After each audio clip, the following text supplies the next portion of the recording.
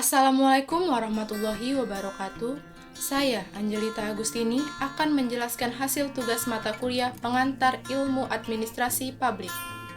Berikut ini pertanyaannya. Apa yang dimaksud dengan etika, etiket, dan moral? Apa yang saudara ketahui tentang korupsi? Faktor-faktor apa saja yang menyebabkan timbulnya tindakan korupsi? Apa dampak dari timbulnya korupsi bagi negara? Upaya apa saja yang dilakukan pemerintah untuk menanggulangi tindakan korupsi? Berikut ini adalah pembahasannya. Etika, etiket, dan moral. Etika merupakan ilmu yang mempelajari tentang perilaku atau perbuatan manusia yang dipandang dari segi baik dan buruknya mengenai moral dan akhlak. Etiket merupakan aturan atau tata cara bersikap dan berperilaku dalam interaksi di masyarakat. Sedangkan moral merupakan pandangan baik atau buruk dan benar atau salah mengenai perbuatan manusia.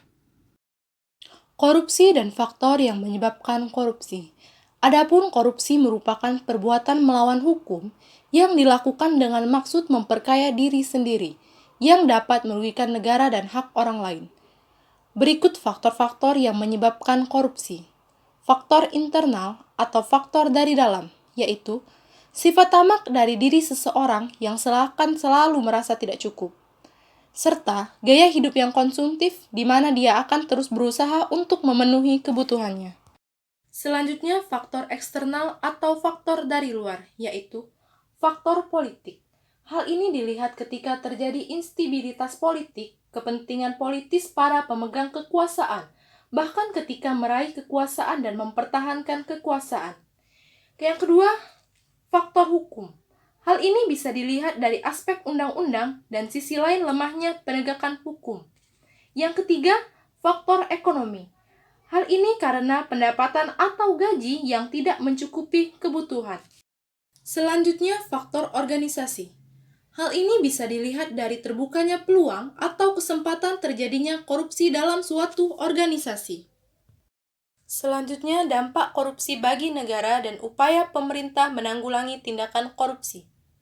Dampak korupsi bagi negara yaitu merugikan keuangan negara, menghambat pertumbuhan ekonomi, hilangnya kepercayaan publik terhadap pemerintah, serta mempengaruhi operasi bisnis dan investasi. Berikut ini adalah upaya yang dilakukan pemerintah dalam menanggulangi korupsi, yaitu upaya pencegahan dengan dilakukan penanaman semangat nasional, melakukan penerimaan pegawai negeri sipil secara jujur dan terbuka, penguasaan kesejahteraan, serta melakukan edukasi sejak dini agar mencegah terjadinya korupsi di masa depan. Selanjutnya, upaya penindakan.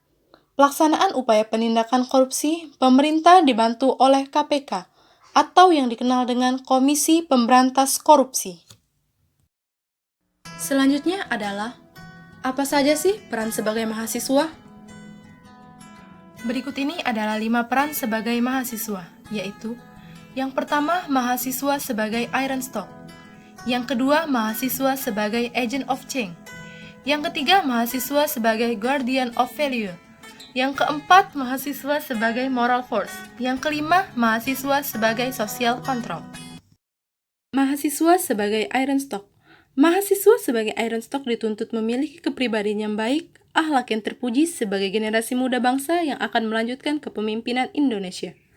Peran mahasiswa sebagai iron stock dapat diwujudkan melalui tahap demi tahap, mulai dari melibatkan diri dalam organisasi, baik organisasi internal maupun eksternal kampus. Melalui organisasi dapat ditanamkan nilai-nilai moral yang akan menentukan kualitas sebagai calon pemimpin bangsa. Berproses dalam organisasi akan mengajarkan soft skill yang semestinya dimiliki mahasiswa untuk mencapai peran sebagai iron stock, seperti kepemimpinan, kemampuan memposisikan diri, interaksi lintas generasi, dan sensitivitas yang tinggi. Mahasiswa sebagai agent of change. Mahasiswa diharapkan menjadi agen perubahan di dalam masyarakat. Perubahan yang dimaksud ialah perubahan yang dapat membawa bangsa Indonesia menjadi jauh lebih baik lagi. Peran mahasiswa sebagai agent of change dapat diwujudkan dengan mengkritisi perubahan suatu sistem pemerintahan yang tidak kunjung ada titik temu antar kesejahteraan masyarakat. Mahasiswa sebagai guardian of value. Mahasiswa berperan sebagai penjaga nilai-nilai yang berlaku di masyarakat. Nilai-nilai tersebut ialah nilai positif yang dapat membawa kemajuan bagi bangsa Indonesia. Peran mahasiswa sebagai guardian of value dapat dimulai dengan menerapkan nilai-nilai seperti kejujuran, gotong royong, empati, keadilan, integritas, dan hal yang harus dipertahankan dalam masyarakat. Mahasiswa sebagai moral force dapat diartikan adanya kekuatan moral yang dimiliki mahasiswa. Pada peran ini, intelektualitas mahasiswa dituntut memiliki kekuatan moral, di mana kita sebagai mahasiswa dapat mengarahkan untuk kehidupan yang lebih baik. Peran mahasiswa sebagai moral force dapat diwujudkan tahap demi tahap, mulai dari membenahi kondisi internal dalam dirinya sendiri, kemudian menyamakan visi dan misi dan idealisme, kemudian setelah itu mereka dapat membuat impian untuk menjadikan bangsa menuju kehidupan yang lebih baik dan mewujudkannya dalam sebuah realita. Mahasiswa sebagai social control. Mahasiswa memiliki peran sebagai pengontrol dalam kehidupan masyarakat. Dalam hal ini, mahasiswa dapat menjadi jembatan antara masyarakat dan pemerintah, seperti menyampaikan aspirasi. Selain itu, mahasiswa berfungsi sebagai garda terdepan untuk mengkritisi pemerintah tentang kebijakan pemerintah yang dirasa belum mensejahterakan masyarakat.